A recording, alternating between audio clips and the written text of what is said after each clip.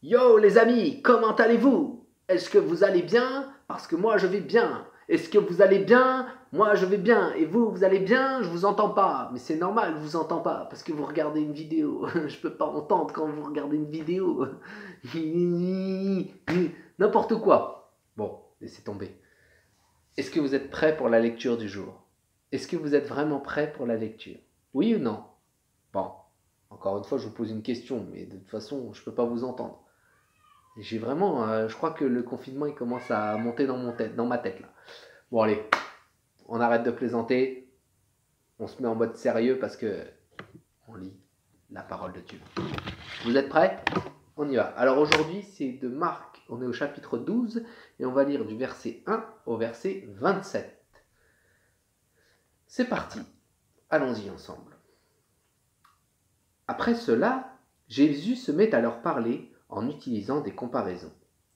Il leur dit: un homme plante une vigne. Il l'entoure d'un mur, il creuse un trou pour le pressoir à raisin. Il construit une tour pour surveiller la vigne. Ensuite, il laisse la vigne à des vignerons et il part en voyage.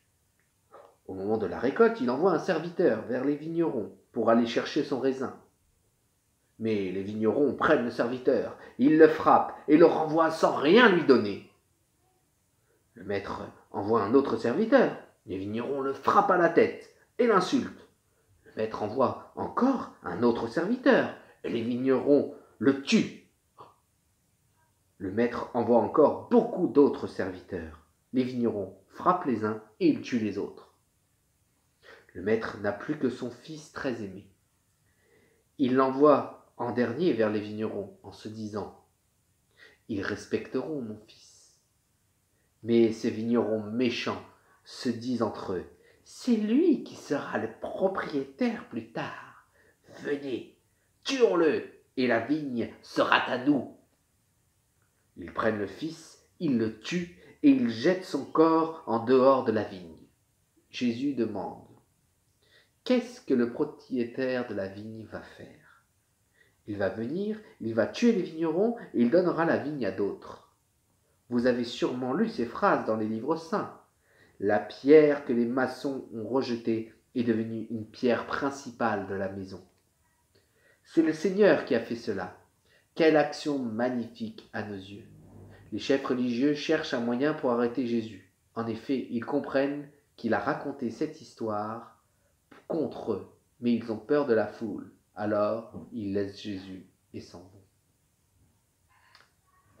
Les chefs religieux envoient auprès de Jésus des pharisiens et des gens du parti d'Hérode, Antipas. Ils veulent lui tendre un piège en le faisant parler. Ils viennent dire à Jésus: Maître, maître, nous le savons, tu dis la vérité et tu n'as peur de personne. Tu ne regardes pas l'importance des gens, mais tu enseignes en toute vérité ce que Dieu nous demande de faire. Dis-nous, est-il permis ou non de payer l'impôt à l'empereur romain? Est-ce que nous devons payer, oui ou non? Mais Jésus comprend que ce sont des hommes faux et il leur dit: pourquoi est-ce que vous me tendez un piège? Faites-moi voir une pièce d'argent. Il lui apporte une pièce d'argent et Jésus leur dit: sur cette pièce, il y a l'image et le nom de quelqu'un. De qui donc? Ils lui répondent: de l'empereur. Alors Jésus leur dit: rendez à l'empereur ce qui est à l'empereur, et rendez à Dieu ce qui est à Dieu. Ils sont très étonnés par la réponse de Jésus. Quelques Sadducéens s'approchent de Jésus. Les Sadducéens pensent que les morts ne ressusciteront pas. Ils interrogent Jésus en lui disant: Maître, Moïse a écrit pour nous dans la loi, un homme et une femme sont mariés. S'ils n'ont pas d'enfant, et si l'homme meurt, son frère doit se marier avec la veuve.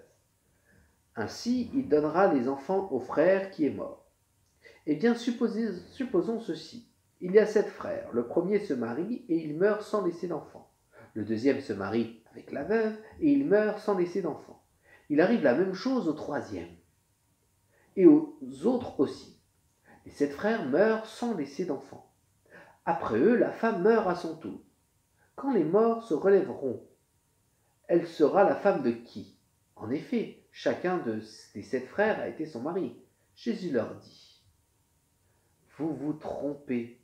Est-ce que vous savez pourquoi? Parce que vous ne connaissez pas ni les livres saints, ni la puissance de Dieu. Quand les morts se relèveront, les hommes et les femmes ne se marieront pas, mais ils vivront comme les anges auprès de Dieu. Au sujet des gens qui se relèveront, vous avez sûrement lu dans les livres Moïse, l'histoire du buisson. C'est là que Dieu a dit à Moïse, je suis le Dieu d'Abraham, le Dieu d'Isaac et le Dieu de Jacob. Dieu n'est pas le Dieu des morts, mais il est le Dieu des vivants. Donc, vous vous trompez complètement. Voilà, c'est la fin de notre lecture. Encore une fois, Jésus a toujours la réponse aux questions, même des pièges. Sachez-le, quand il y a des questions, Jésus vous donnera toujours des réponses. Et si vous devez parler, demandez à Jésus de vous dire ce que vous pouvez dire. Allez le voir pour lui parler, pour lui qu'il puisse vous dire ce qu'il a à dire. Parce que Jésus nous sortira toujours des pièges. Allez, sur ce, je vous souhaite une excellente journée. Ciao!